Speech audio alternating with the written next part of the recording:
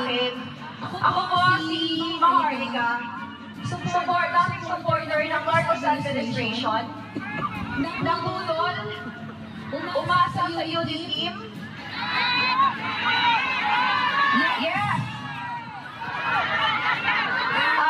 Nanalo si Marcos Jr. Well, questionable pa ang kanyang pagkapanalo dahil merong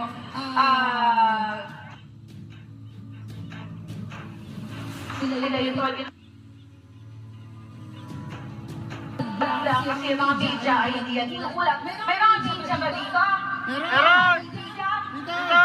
Hi guys! Sana iulat nyo yung tama sa palagitan. Sana iulat nyo yung magiging authenticated na bakante Marcos. Hawak ko yung authentication actually compared to